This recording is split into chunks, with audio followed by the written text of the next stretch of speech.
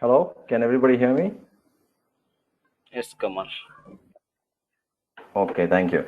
So we'll be starting this session on resume writing and interview preparation. Good evening, everybody. So yeah, this is a free webinar on resume writing and interview preparation. It's organized by Scholar IT Solutions. So a little bit about my company, Scholar IT Solutions, before we start the webinar. So Scholar IT Solutions is an IT solutions provider with a lot of domain expertise and knowledge. It's a group of professionals who are serving clients all over the US. It's one of the best companies to work in the United States. And you can learn more about the company and what we do and everything like that in the website, Facebook, and LinkedIn page.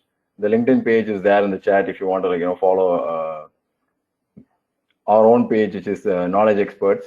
And you can follow the company page in the website as well.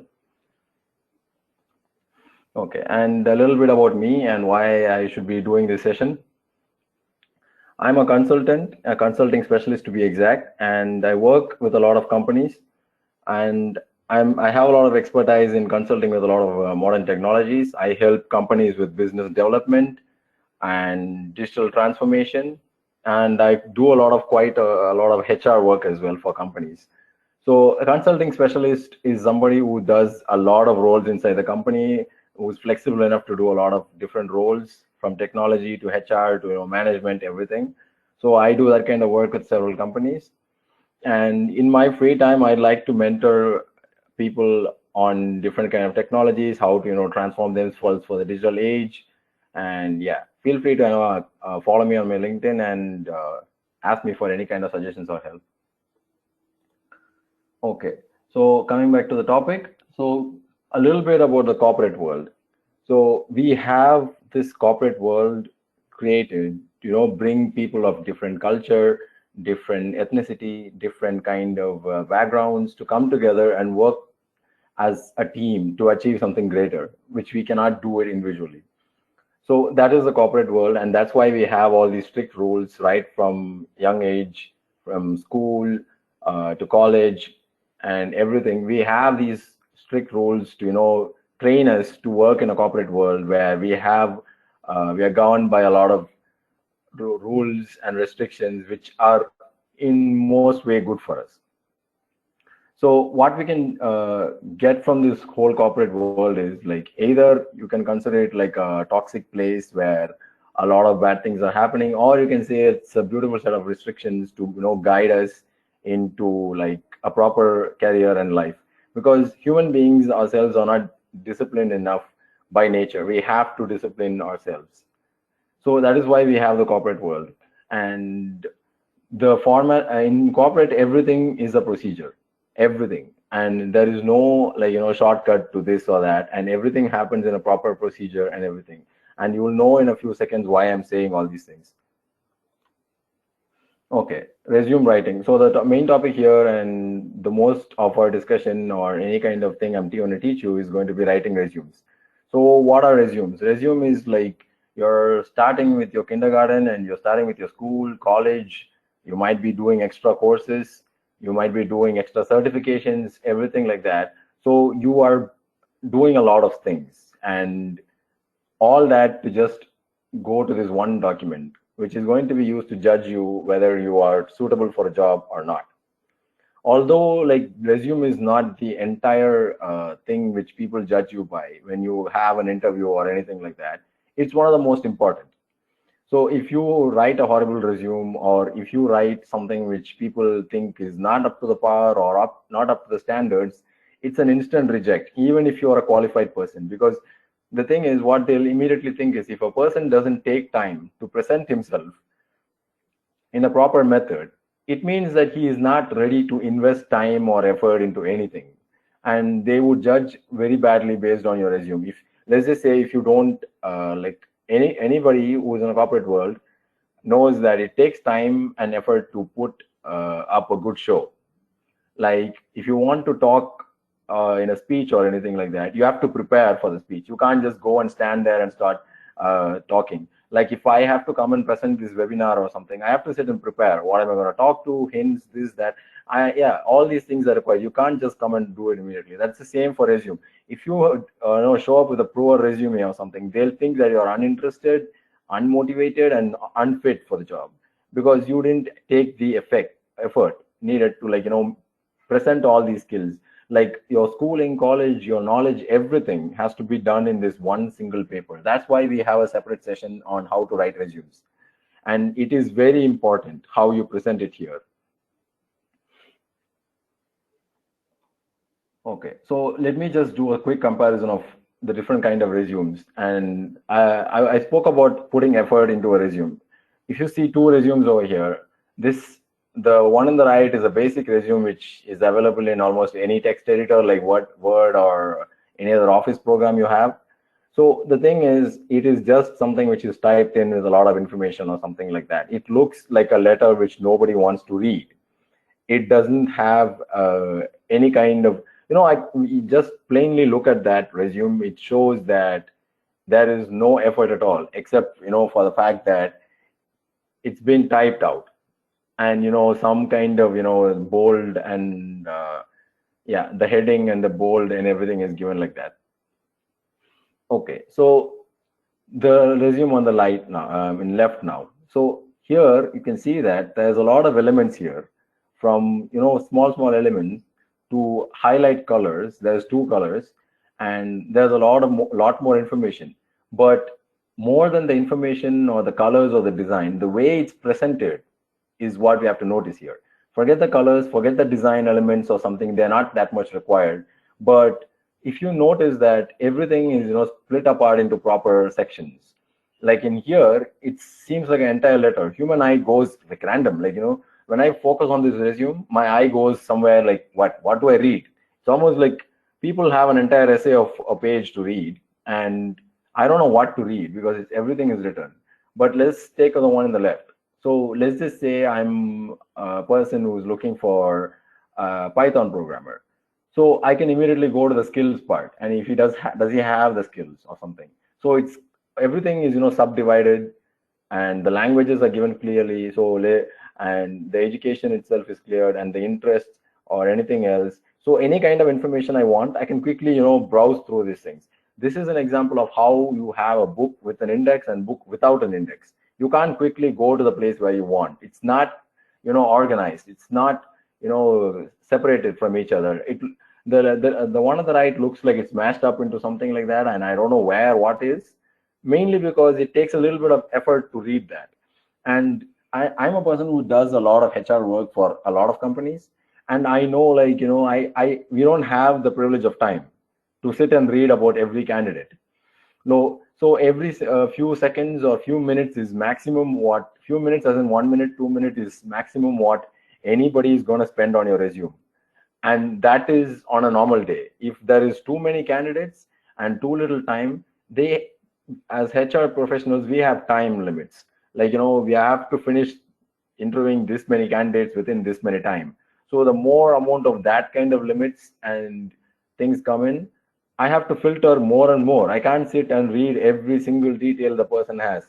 And if you've written exams and done a lot of things, and you notice that you write pages and pages in your exams, and there's something called answer key, where their key points and everything else is given to the person who is correcting all your papers, and the person looks for only the key points. He can't sit and read your entire paper. He just makes sure that this person has gotten the knowledge and everything proper enough to give the key points and presentations in the proper way. That's the same what we have. Let's just say a person comes to me and say, like, hire a graphic designer, and they'll be very specific sometimes, like hire a graphic designer who's also good at hand lettering, hire a graphic designer who's good at posters, hire a graphic designer who's good at branding. So those are the keywords: graphic designer, branding. I don't look for anything else. I don't know, like, I don't want to know if the person's traveling, or person's hobby is traveling, or if he did his schooling in this place, or if he did his schooling in that place.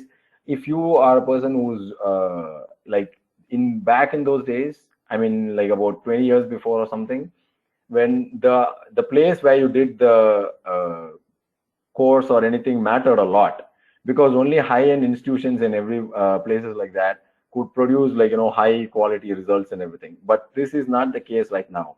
People who are not even coming from an educational background have a lot of skills, mainly because of YouTube and all these online courses and the way of education is available to everybody. So in these days, the educational institution doesn't matter as much. Maybe some people who are like very judgmental about the whole thing might do that, but most other people in the HR field I know are like only into the key points. If this person has the key points required for this interview. So let's just say the key points are not simple as what I said. It's not simple as like graphic design, drawing, or anything like that. Sometimes they ask like the candidate should be in the same location, like location of Bombay or Delhi. Or sometimes they ask like this person has to know the local language as well, Hindi or Marathi or anything like that. So that is also required. So the key points maybe like 5 6 points or something, or even sometimes it's very simple. They give the duty to the HR itself entirely. So you have to find out what the company is looking for in the first place. So how do you do that? I'll tell you all of that a little bit later. Right now, key points is how the resume is evaluated. Anatomy of a perfect resume. So if you don't know what the website called Glassdoor is like a website where people review all their companies, salaries, and everything like that to understand the whole corporate landscape better. And according to them, this is a perfect resume. So like I said, in the first one, it's not about the design, or it's not about the extra elements or colors or anything like that. It's about how you organize the information enough for the person who's viewing. If you take about 10 books or anything like that to a person, and let's just say they're scattered around each other, they're not going to be like sitting and organizing that. But let's just say you ordered them in the way they have to be read. The person who's been more comfortable finding out which book comes first, which book comes second, or something like that. So it's as simple as that. Each of these elements are quite organized. So work experience. So what, like for example, I'll start from the first one. So the first color, the difference is your name and everything is highlighted. Highlighting is very important, very, very important in a resume, because there is so many things you might be written in the resume and you need to highlight certain things. So in this thing, the main highlighted object is the name, which is really big, the address and contact details. The reason these things are highlighted is because these are the most important details here. And the second one goes for key skills. And why is the key skills above all these education or anything else? Because like I said, key points, answer key points, key skills. So this is the thing, what they look for. If the company is looking for something, you give them first. Like don't give your, like how do you say, your schooling experience or education experience or anything that in the first place, because they are not looking for where you did schooling from. They're looking for skills. And if you're applying to a company and they've accepted for your interview or something like that, it means they're looking for your skills, not for something else. And of course, these kind of things might be useful. So that's why the education field is given. But it should be at the end, not at the beginning. So the first thing what a person looks at your resume should be always your key skills, the key points of your resume. And the highlighted portion always must be your contact information.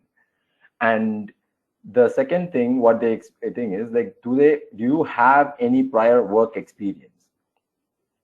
So when you're doing any kind of internship or any kind of activity in a college club or anything like that, this is the place where you put it. Or if you're actually working in another company and are doing these things or anything like that, so you have to put this. And there is a lot of people who think that one resume is good for all the companies, and there are some people who write a different resume for each and every company. And obviously, the person who writes a different resume for each and other company always has an edge above the other ones, because in the first instance is a person who's lazy enough to not rewrite or remake the resume. And the second instance, every company is different. Some company might be looking for creativity. Some company might be just looking for manual work. So you can't, do a same resume with both these people. And small amount of changes is enough to actually change the resume enough to fit multiple companies. So here the key skills and prior work experience have to be at the top. The first thing what the interviewer sees, it has to be at the top. And next you can give your education and your additional experience. Additional experience is something which is not related to the job, but sometimes might be useful enough for you to get into the job. For example, any kind of local activity which you've done, volunteering, or anything like that, might not be useful to the job. But in rare cases, let's just say the person wants somebody with local experience or local this or that, or something specific which you have done. Like, let's just say you organized a local event in your church or anything like that. That might actually be a little bit more useful than you think. So you have to write all these additional experience which is not related to the job, or any kind of hobby you have which might be a little bit useful to your job. All these things go into the additional experience. So this is an anatomy of the perfect resume. You can find this online or in the Glassdoor website. Study this well, and you don't have to put it in the same layout, just the same order: 1, 2, 3, 4, 5, 6, 7, 8, 9, like that. So what happens is the eyes go into the right places. Key skills are positioned right in the center, and the work experience is there. Nobody is going to sit and read all those work experience, but if they have to, it's there. So the main thing what they're going to notice is the number 4, marketing intern or anything like that. So if they want to read more, they can. If they don't want to, they can move on to the education, the other places. So it's not forcing them to read something or skip something to go into the next place. Okay, so this other thing, contact information is the most critical thing, and there is always a lack of professionalism in almost every email these days. And there's a lot of people ask me, like, Google does not have my name, Gmail does not have my name, or any kind of thing does not have my name. Number one, Google is not the only service provider for email. It's the one which most people go to. People think like Gmail is like the only mail there. That if you Google, you will have so many different email addresses, and you will be able to get your name or something related very easily there. You are not getting the name you want in Google, mainly because everybody is on Google.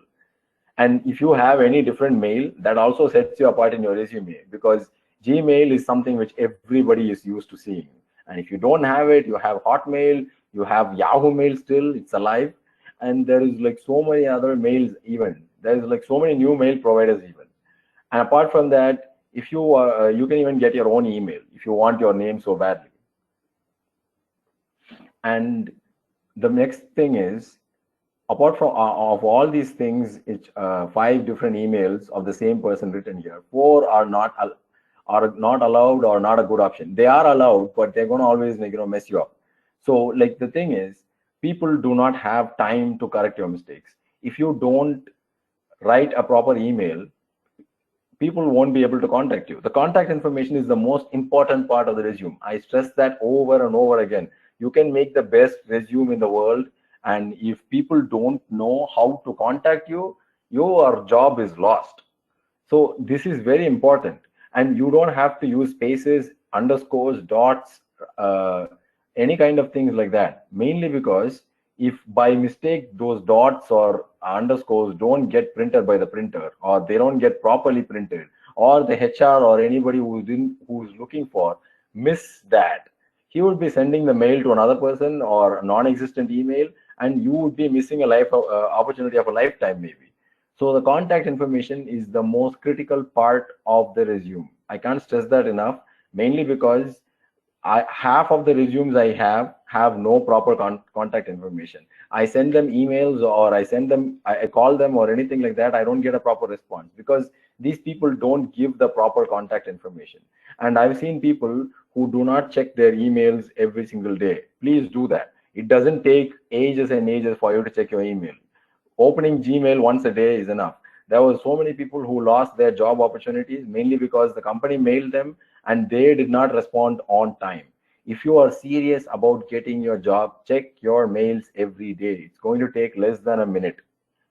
And keep your mailbox organized so you notice all the important mails from the ones who are junk or anything like that. If possible, clear all the junk and save it only for the important emails. And never ever make emails like dot, the underscore, or this, or don't make emails which are unprofessional, like funny, goofy laugh or something like that, which people might think that you're not a serious person if you do stuff like that. Of course, you can have a sense of humor with your friends or anything. Don't do that with the professional people. Highlighting, like I said, highlighting is important. So, and the thing is, what should you be highlighting in the resume? It should be you.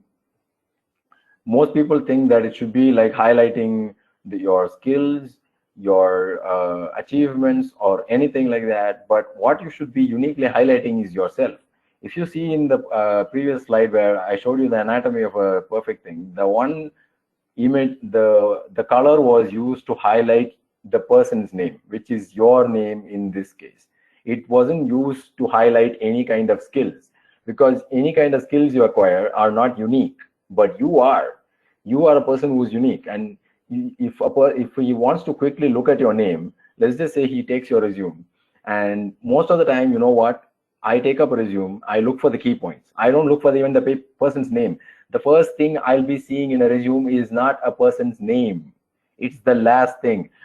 Unless and until I feel that the person is fit or something, I do not go to look at the person's name, because I'm not interested in knowing a person's name unless he's something. Just remember, you will remember only the names of the people who you regularly interact with, or they are done something, or you proved something, or anything like that. So first thing I go for is key points. Is this person a graphic designer? Does he have Adobe Photoshop, Illustrator, or anything like that? I don't look for his name. Nobody wants to know your name until you've done something. That's harsh truth. So the last thing I go for is like, okay, this person is qualified. Now, where is his name? So that is the most important part of the resume. You have to highlight your name. And your name should be always on the top, and it should always be highlighted. So it's easy to find. So when I'm looking for your name in the resume, I can, quickly go and find out, okay, this is the person's name. It's over there, like that. Okay, so these are some of the things which are really important. And if you see, the first one is contact information. I am saying it again. If you don't write the proper contact information, phone number, your address is not important. Don't waste any kind of space in the contact information section with the address or something. Location is important. Which city you are located is important, but address is not. Some people, they write their door address, their street address, flat number. Nobody wants that. We are not sending you an actual email. So the main thing what you have to notice here is that you need to write your name, your contact number, your email, a professional email, and the location. That is the most critical and most important part of the resume. And although the summary or anything like that, most people spend, right from my college days to everybody I've seen, people spend a lot of time writing their summary, and it has to be like within 2-3 lines. If it's more than that, people will not read it. Although this is written here, most people are unlikely to read the summary unless they find you interesting. And people do not read more than 2 or 3 words or something. So maximum 2 lines, 1 line is enough about your summary. And objective is important, mainly because in a summary, more than talking about yourself, you should talk about your objectives. What do you want to do in the corporate world? I want to become a professional programmer. I want to work in a place where I have maximum use for my skills. So objective is important more than your talking about yourself, because talking about yourself will come into the part where you have to do your interview. That's where you talk about yourself. Here you have to talk about more about your objectives. Work experience and achievements, any kind of thing is always important. And education, skills, and optional sections. This is the exact order how they should be. And contact information should be in the top corner somewhere, like I showed you in the anatomy. It should not be like, interfering. The skills, contact information, and objective, work experience, education, and then, yeah, the last one, hobbies, any kind of extracurricular activities like playing cricket or hobby or anything like that. Those kind of things, people might seem it's unimportant. Let's just say you're going to an IT company. Sometimes you might be a famed chess player in your school or something. You have to put that, because let's just say the HR itself or somebody else is interested in chess. You might actually have something common grounds to talk with the HR, and he might feel more comfortable about you. A person who's communicating has an interesting hobby and everything. So also, it's not easy for anybody to play chess. Chess is something of a brainy game. So that those kind of hobbies like arts, chess, or anything like that, are like, good ways of judging a person. If, oh, you know how to play chess, that's quite hard. So I can see that you're a person who is like really smart. And that's the kind of things you have to put in the hobby section, not something like listening to music. I've heard this enough. Don't ever put listening to music, watching movies in your hobbies. Those are not hobbies, those are entertainment. Hobbies are something recreational which you do, something like cooking, like, traveling, or any kind of activity. But don't ever put like stuff like watching movies, listening to music. Those are not hobbies. In fact, those are drugs, if you ask me. Okay. Portfolio. So whoever is applicable to this whole portfolio part, you have to put your portfolio as well in the resume. So what is portfolio here? If you're a programmer and you've written some code or you've done some work, you should put your GitHub account. And if you're an artist, you have ArtStation. And if you're a designer, you have Behance. So all these social profiles, which are important, you have to put them in the right place. So yeah, these are really important because these are industry specific for programming or art or design or anything like that. If you're looking for jobs in that kind of industry, you always have to put the portfolio link, or the portfolio link sometimes might be your Instagram as well. So you can put all those things. Only use your Facebook or Instagram to actually showcase your professional work. Don't put your personal profiles inside the resume.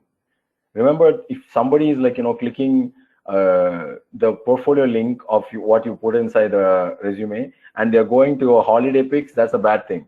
If you are a person who is an artist or a designer, have two Instagram pages or Facebook pages or anything like that, one for your personal and one for your professional. Don't mix them up. Don't put your holiday pics or anything like that in the middle of all these things. So always remain this professional and personal barrier within the social media accounts as well. So if this does not apply to you, like if you're a business person or anything like that, you don't need to add your profile links at all. But it would always be good to actually add your LinkedIn page, if you LinkedIn profile, if you have a LinkedIn profile. Okay, so this is, I can't stress enough. Contact information, very, very, very important. And I will tell you one more thing. Let's just say there's been so many cases, at least 20 to 30% of the time, I've come across candidates who are perfect for the job, very smart, they have a good profile or something, and I send them an email and I don't get a response. And when I call them, it says switched off. And that's all the effort I'm going to put. Even though the candidate is perfect or something, I'm not going to run behind him all the time. Nobody will, because there is like so many other candidates here who have proper information and everything like that. I don't have to sit and waste time, calling somebody or, going behind somebody or anything like that.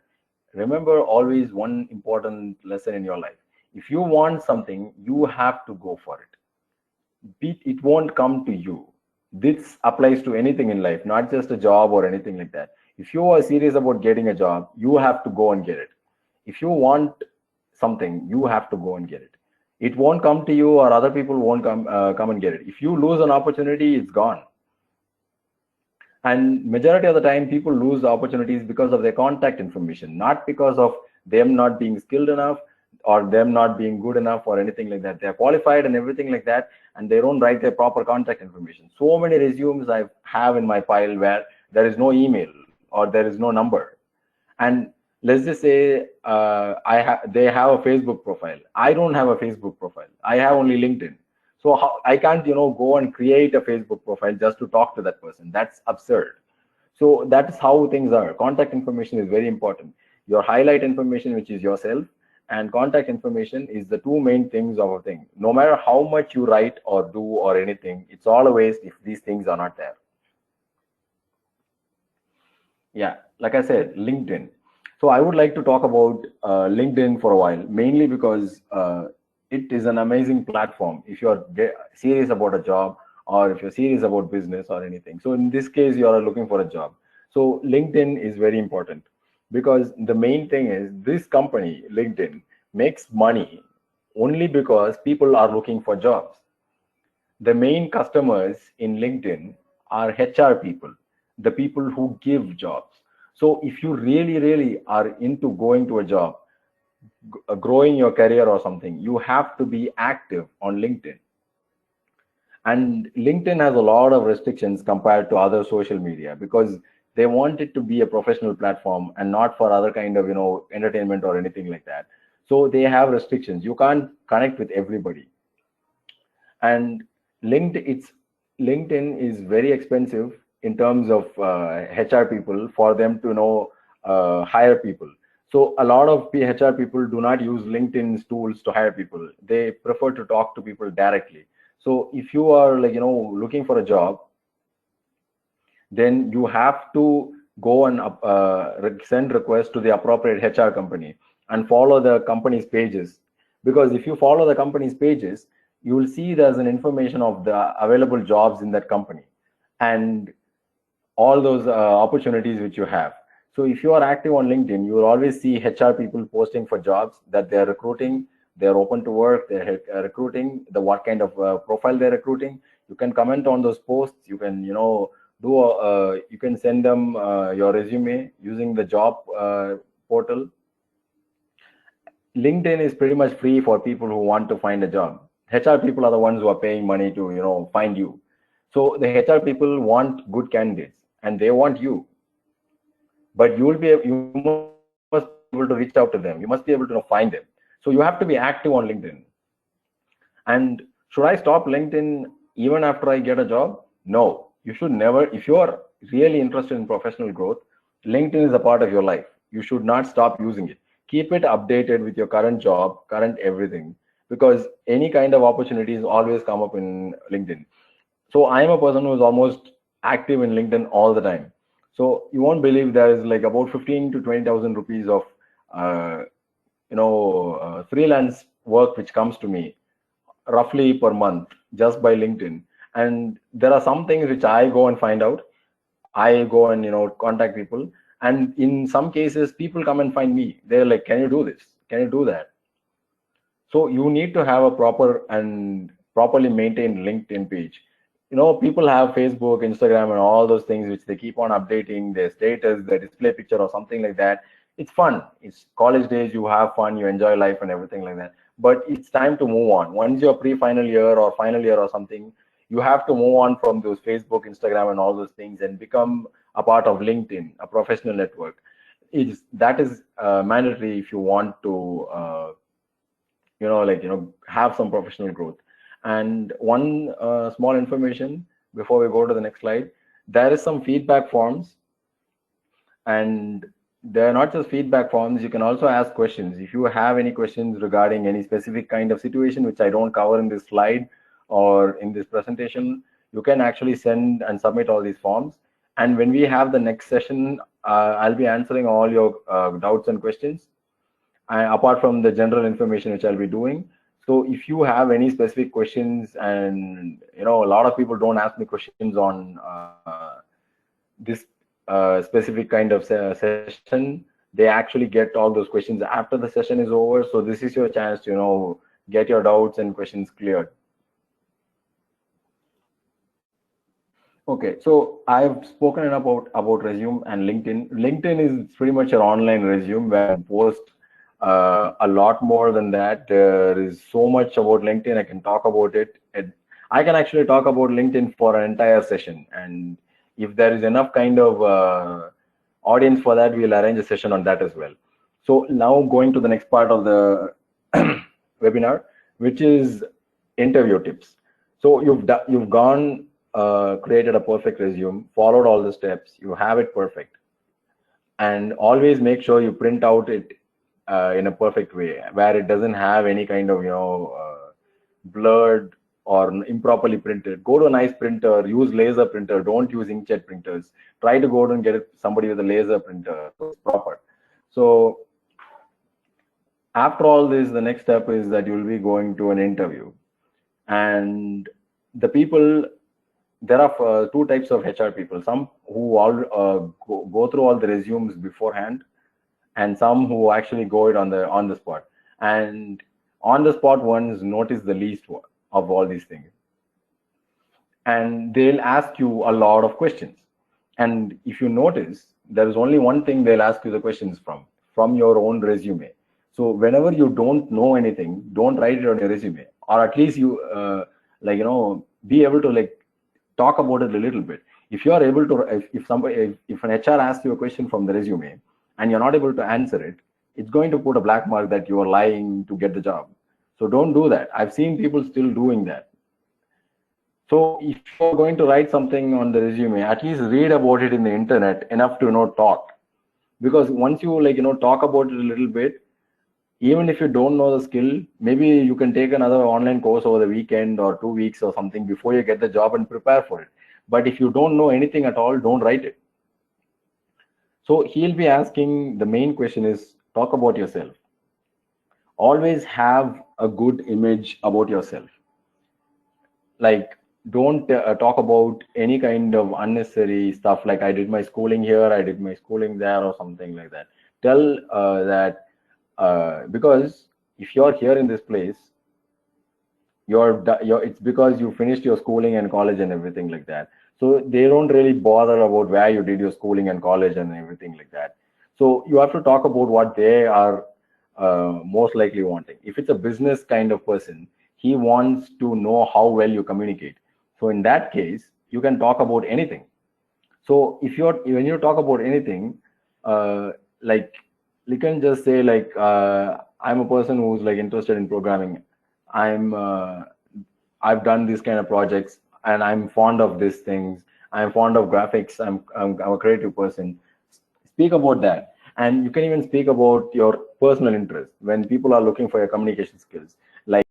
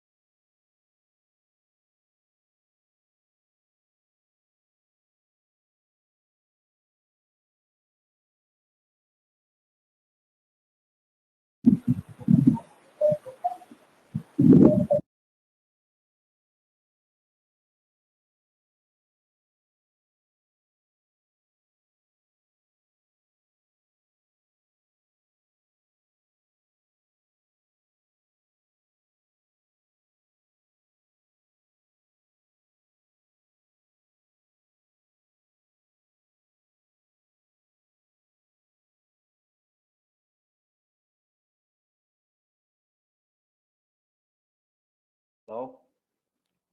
Yes. So yeah, I think some technical issues. And okay, I'll start continuing from the where I left off. And okay.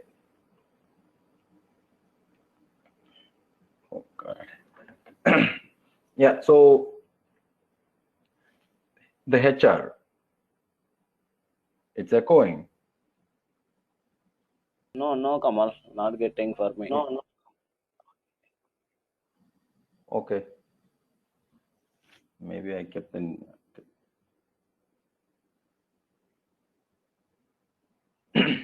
Okay, so the interview, it's really important how you talk and present yourself at the HR and answer all the questions what they ask, and be prepared for all the things which you've written in the resume. You've given them the question paper and they'll ask the questions from your resume. The resume is your question paper where they get the information on what to ask you from. So you have to be prepared on the resume more than the HR. The HR person might not know what he's asking. He just wants to know that if you know it. So he might not be a person who is technically viable, but he'll still ask you what C programming or anything like that, just to see how you respond. These people do not know technology or anything like that. They're actually more into finding out if you know things or not, if you're confident or not, stuff like that. And sometimes they have extreme ways of asking questions. They might be asking questions which might be unrelated, or they might be asking stressful questions or anything like that. Always answer them in a professional manner and don't panic or do anything. This is all a part of an interview, and different people have a different way of uh, filtering people, because there is always like 10-15 people in having their interview and 2 or 3 people get selected. So they have to use a lot of these of different kind of techniques and everything. And sometimes they might do something to purposefully make you angry or something like that, and see if you're getting angry or not. In those cases, try to stay calm and reply peacefully, because they're just stress testing you. If you are able to handle pressure, or if you're able to handle the situation without actually snapping or losing your temper. So, and all these, they might be asking anything. Try to be prepared for that. And if they're asking something out of topic or anything like that, you can actually say no, because I'm sorry, I don't know. Always when you don't know something, apologize first and then talk. Don't say like I don't know, just like that. That's not a good way to say it. Always say like I'm sorry, I don't know. That works always better. Learn to express and not impress. This is also another important thing that you have to go in my mind. So the person who's interviewing you is a person just like you, except his job is to interview people. Let's just say you can be a programmer and he is a HR person. That's all the difference there is. So always don't try to impress the HR or impress the company or anything like that. You might see in these movie scenes where people impress the HR or anything like that and get the job. It doesn't work like that in real life. You don't have to impress anybody. You just have to express what you can do. Let's just say you're good at HTML, I'm good at Photoshop, I'm good at business skills, analytics. Say that, express that, and if people want it, they take it. You don't have to impress anybody to get a job. And even if you do get the job by impressing or buttering up somebody or something, it's not going to give you any growth, because you got the job because of something which you said and not something which you are. So always learn to express what you are. If you are a person who has these kind of skills, always make sure that you express that in a proper way and in a decent way. And don't come out as arrogant. Don't, if you're really good at something, don't come out as saying like I'm so good at this or that, but always be more confident as like I'm really good at doing that, like that. So is different and really is different. The words you use also matter in those kind of situations. And impressing people will never get you anywhere, but if you express the proper way, the company and anybody like that, if they, that's what they want, they'll take it. Simple. And stay calm. This is something which I've seen a lot of people when I talk. They're not calm at all. It's almost like they panic. They, if you go and there and you show your panic face, or if you're like really scared about the job or the person or anything, then it's going to show in your face. They're going to know that you're panicking. They're going to know that you're not confident. And if you notice, most people will judge you that way. They'll think that you're afraid, mainly because you don't know anything, or if you don't know enough, or you didn't prepare properly, or anything like that. So I've seen certain people, know nothing and get the job, and I've seen certain people, know everything and not get the job, mainly because they panic. They think like, what if I don't get the job? What if I don't get the job, or something? So there is only simple thing. On an average, in India alone, 500 companies are registered every single day, and out of that, at least 100 of them are quite big, enough to hire you. And there is like so many companies to work for. One company rejecting you is not the end of the world. Don't think positive entirely, or don't think negative entirely. Have some kind of balance. You might get the job. If I'm getting the job, I'm happy. If I'm not getting the job, okay, I'll try again. Have that kind of attitude. Don't go in there like, oh my God, please, please, God, give me this job, or something like that. Don't. There are enough companies, there are enough openings, and with the startup culture and all those things, there is so many things coming up, so many opportunities showing up. You don't have to, think that this is the only company in the world. Like I said, the HR person is just like you. You're a person with a different profession, and his profession is HR. He went to college, he went to school. He is not some god for you to be treating him like something like that. He is just a other person like you. So he's let him do his job, and you try to get the job. That's simple. Yeah. So with this, we are coming to the close to the end of the session, and about your dream job.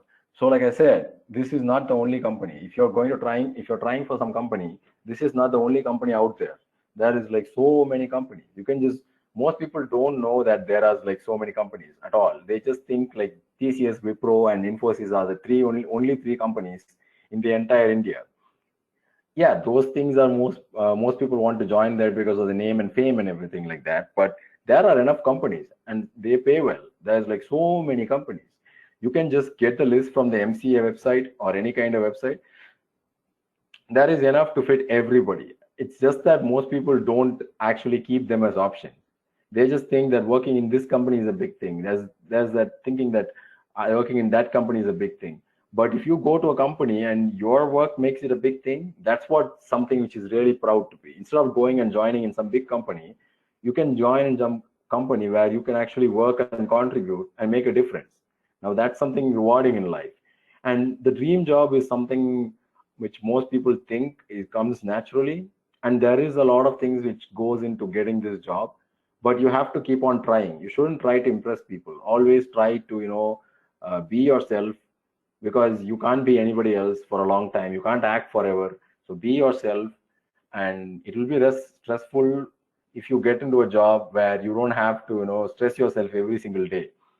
If the job itself is naturally coming to you, then you don't have to worry much. You just have to go there, do your job, finish your job, come. Yeah.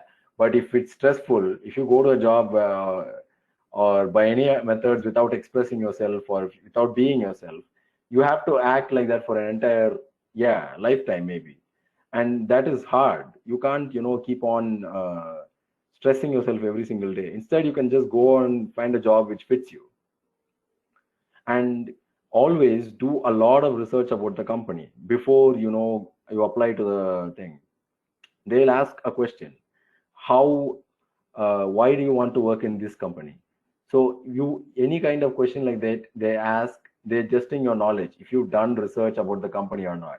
So you can quickly say stuff like, I know this company has been in the business for 20 years, and they started out small, and they came from that position into something which they are right now. They have done a lot of work, and I'm really happy to be part of that company. So you can just say that much information, or you can just say like, this is a really reputed company, I'm happy to be a part of the job. So that comes out as, buttering them up or being nice to them or something like that. Instead, if you've done research to prove your point, why this company is a good option, they'll know that you've done that research, because the company's information doesn't come to you easily. In those days, people used to ask people about the company. In these days, it's easier. People have Google right in their palms. You are maybe attending the meeting through your phone. Almost everybody uses their phone for everything like that. It will take about 10-15 minutes to research about the company. Every company likes to write about them. They have their about page, their profile page, their history, everything. It will take about 5-10 minutes to prepare for that. Each and every question they ask won't take you more than 5 minutes to prepare. At max, 1 hour to prepare for the interview. And most of the people, 90% of the people I see, don't prepare for this 1 hour. And that 1 hour could change your life. So always put some effort into everything. It shows. You might think that I might put effort into this and it doesn't, but it always shows. You will always get an opportunity to show that you put a lot of effort in this. But at the same time, you can't put an effort in designing or a lot of other kind of things in the resume. Like the entire time, a lot of people ask me like, the resume should look really good. The design should look good. You're not having a wedding invitation. It's a resume. Nobody is going to look at the designs. It has to be simple, and adding some design actually works well if you are in the creative industry. You can say like, I designed this resume.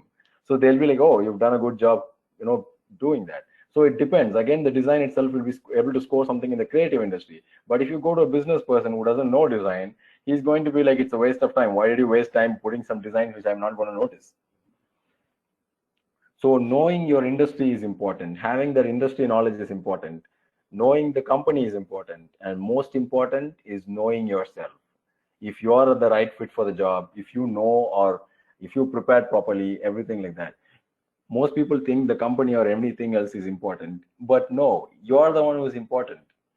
It's your life, your job, and your career. So think about yourself, not the other people, and always research about the other people. So yeah, with that, it comes to the end of the session, and we have about 5-10 minutes for taking questions.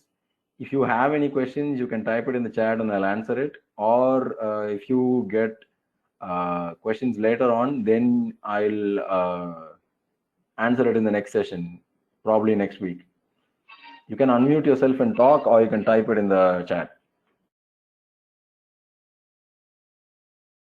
Kamleshwaran. Hi. This is Ravi here from Bangalore, India.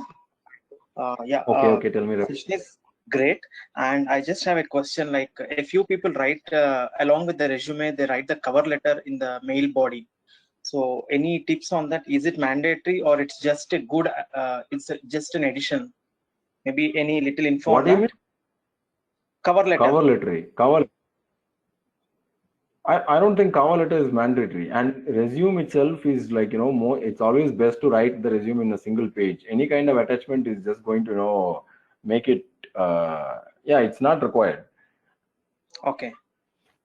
Thank you. Okay. So, yeah. Yeah. And unless this is some general information, very impressive track record or anything like that, keep the resume in just one page. Nobody has time to read all the achievements you've done. So that's why if you have a lot of, let's just say you might be a person who's like, having multiple kind of interests. You might be a person who's into business, and you might be even creative. So you have done work for the business club or creative club or anything like that, and event management and a lot of things. So just think about the company you're applying to. If you're applying to a creative company, write about your creative self. If you're applying to a big business company, write about this thing. If you give in a lot of information, the HR won't be like listening to any of that. Non-IT candidates, and if you can get gap in last job and documents.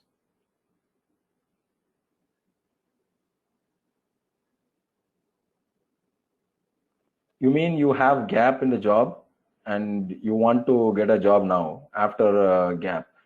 How much is your gap?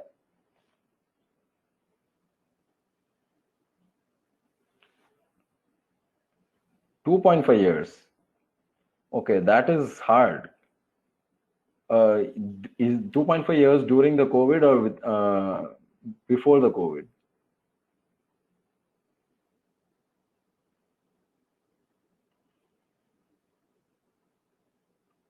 If you have that big of a gap, so you have no, like even if you do have uh, you need to have proof that you've done something here, because as far as corporate is concerned, even 1 year of gap, they'll ask like 1,000 questions, like why the gap was there, what were you doing in this kind of thing.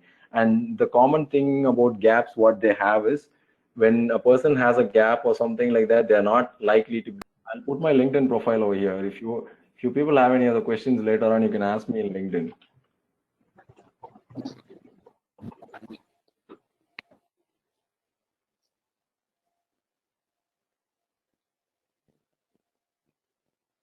Yeah, I put my LinkedIn profile over here.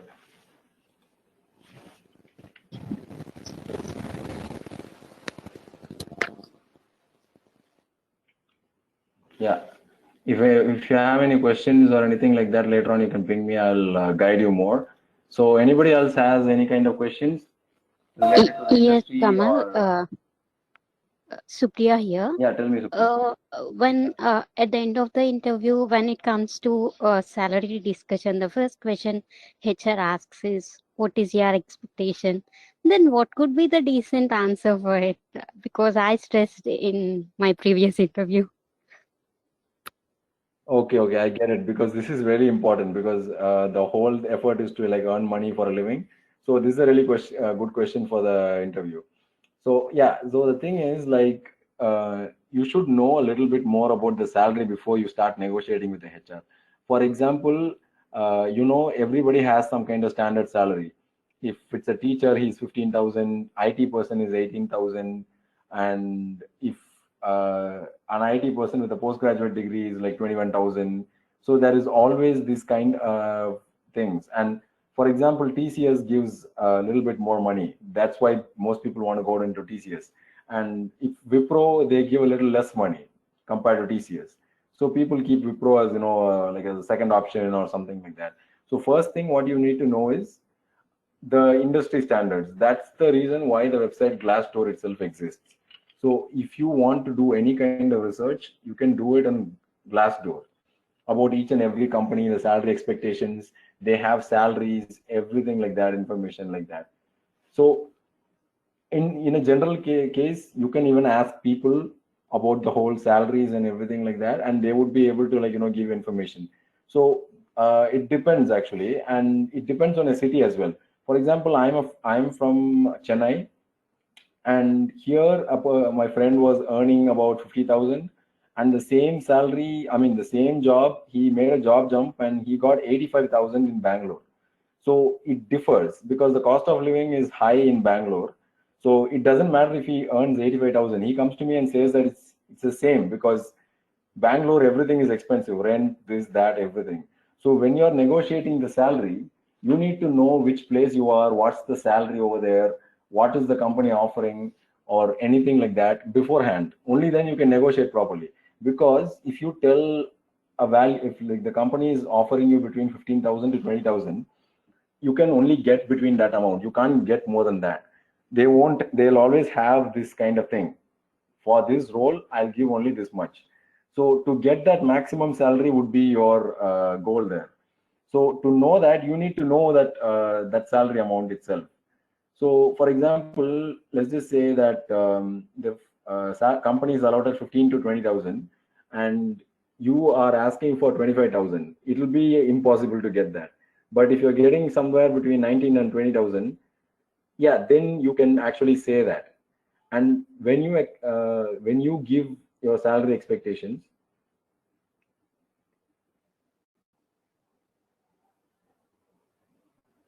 yeah, 1 second. Sriram, uh, for salary, some people reply is industry standard, which is professional, saying a figure, industry standard.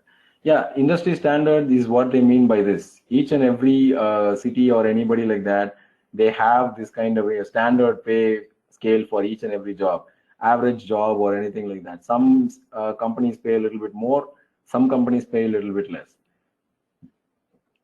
And more importantly, you need to know more about your skills, because if you ask for 20,000 and they're willing to give you, but they'll ask you questions like, why are you worth 20,000, or why are you like, how much, why should we give that much, And sometimes you need to negotiate as well. They'll be like, no, we can't give you like 20,000, we'll give you 18,000 or something like that. So in that case, you need to be able to have something to talk. You can just say like, I'm a person with skills like this, that, or anything like that. Giving me extra bit salary would be like,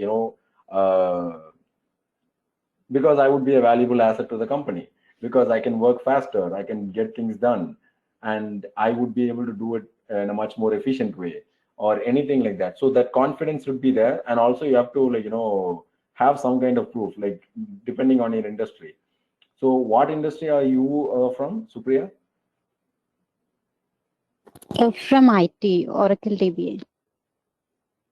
Oracle, yeah. So you should just go about saying like, I am good at Oracle DB. I've done extra courses. You don't have to, spend more time, training me.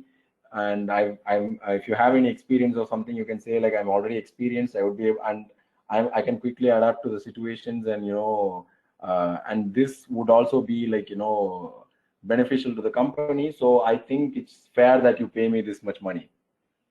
You should be able to explain it if you are asking for more salary. So negotiating the salary is important. And also you should have one kind of mind in your thing, like, I want this much money and I won't settle for anything less than this much money. If you don't have like that kind of things planned out in your head, the moment you go there and the salary comes, you'll freeze. So first of all, you need to plan that out in your head as well, the salary expectations and all those things, and how much you want from this company, how much the previous company was being paying.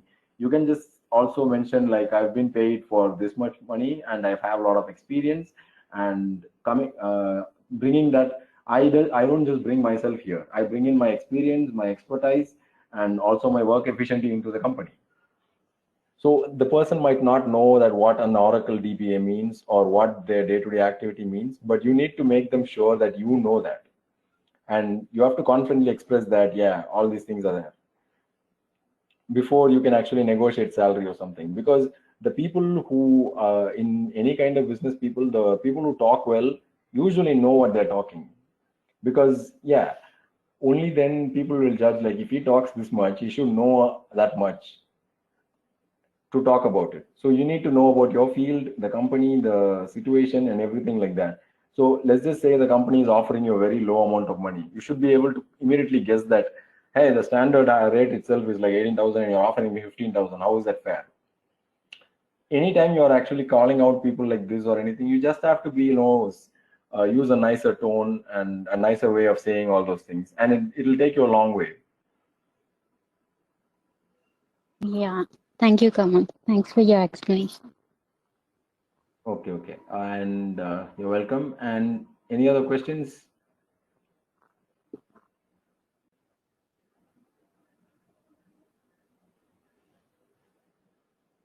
Okay. If anybody has any other questions, and if somebody missed out on the questions, you can contact me on my LinkedIn page. And also I'll be explaining all these questions if you fill out in that form. And yeah, thank you, everybody. Thank you for coming to the session, and please do fill out those forms and everything. And I'll be ending the session right now. Thank you.